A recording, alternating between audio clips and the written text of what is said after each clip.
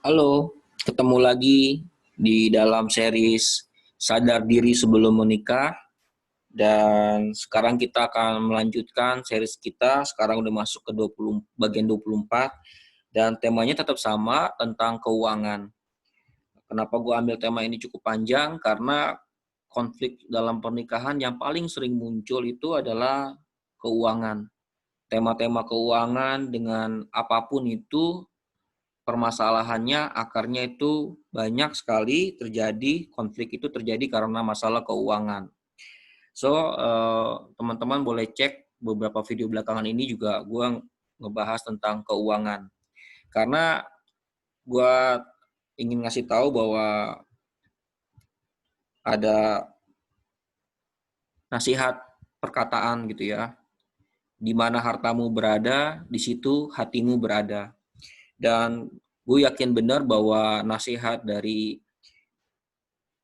Yesus buat kita semua ini sangat penting, karena di mana hartamu berada di situ hatimu berada itu menunjukkan bahwa yang paling penting dalam diri lu, di dalam hati lu itu adalah harta gitu. Ya harta itu kan bagi orang kan banyak. Keluarga jadi bisa jadi harta dia yang paling utama gitu ya, ataupun pekerjaan atau apapun itu gitu ya. Makanya di mana hartamu berada di situ hatimu berada. Nah, seringkali banyak pasangan yang meributkan tentang masalah keuangan gitu ya.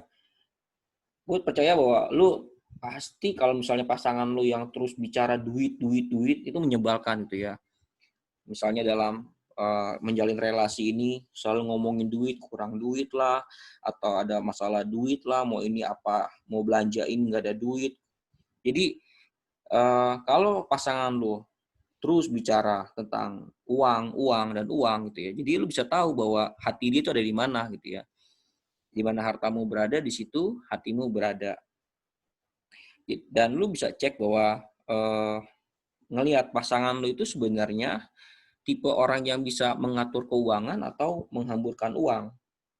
Ya, apakah dia orang yang selama lu menjalin relasi dalam pacaran ini, dia tipe orang yang bisa menabung, dia yang bisa pintar untuk tahu untuk investasi uang kemana, dia tahu bagaimana untuk mengelola dengan bijak keuangan yang dia punya gitu ya. Atau pasangan lu justru tipe yang menghamburkan uang, dapat penghasilan sekian, tapi nggak pernah cukup bagi dia, selalu habis ya. Kalau kemarin gue bilang mungkin jangan-jangan gaya hidupnya terlalu tinggi gitu ya. Jadi cek kalau pasangan lu itu tipe orang yang mengatur keuangan, bagus gitu ya.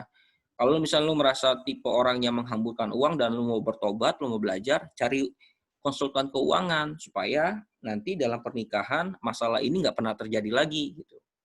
Dalam kasus konseling banyak sekali pasangan yang setelah bertahun-tahun menikah itu mereka kaget bahwa pasangannya itu bukan tipe orang yang bisa menyimpan uang gitu. Jadi mereka mau beli ini nggak bisa, mau nyicil itu nggak bisa. Karena apa? Pasangannya itu baru ketahuan ternyata tipe orang yang suka menghamburkan uang. Uangnya habis buat hobi, buat style, buat pakaian, untuk kongko-kongko, nongkrong-nongkrong gitu.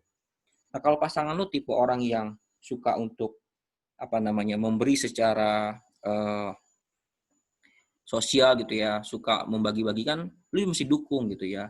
Jadi lu jangan pernah takut, berarti duit bagi dia bukan hal yang apa namanya, duit bagi dia itu bukan hal yang segala-galanya, karena dia bisa menyisihkan uang untuk membantu orang gitu ya. Nah, nanti setelah menikah juga kan ada orang-orang yang yang akan lu bantu pastinya, entah mungkin orang tua lu, entah mungkin adik lu atau saudara siapapun itu. Gue berharap sih lu nggak pelit ya dengan keuangan gitu ya. Karena kalau lu pelit berarti ya di mana hartamu berada, di situ hatimu berada gitu. Kalau lu terlalu pelit, lu kekep duit itu berarti hati lu ada di uang tersebut gitu. Dan gue berharap juga begini, jangan sampai punya banyak uang tapi lu nggak bisa menikmati ya. Setahun yang lalu tuh ada kasus tuh kayak pasangannya itu kerja habis-habisan, mati-matian gitu ya. Dia buka usaha gitu ya, sampai dia apa namanya gak ada waktu ngobrol sama istri, sama anak gitu ya, karena dia usaha terus gitu ya. Dan akhirnya dia sakit, dan apa yang dia kerjakan selama ini dia nggak bisa nikmatin. Ya dinikmatin sama istri dan anaknya, tapi dia sendiri nggak bisa menikmatin karena akhirnya dia sakit gitu ya. Jadi gue berharap kalau masalah keuangan ini, lu kalau punya uang nikmatin gitu ya. Jadi ada 3 cara gitu ya dalam uang itu sebagai apa. Uang itu untuk make a living, atau lu bisa spend money itu seperti apa. Dan ketiga, how to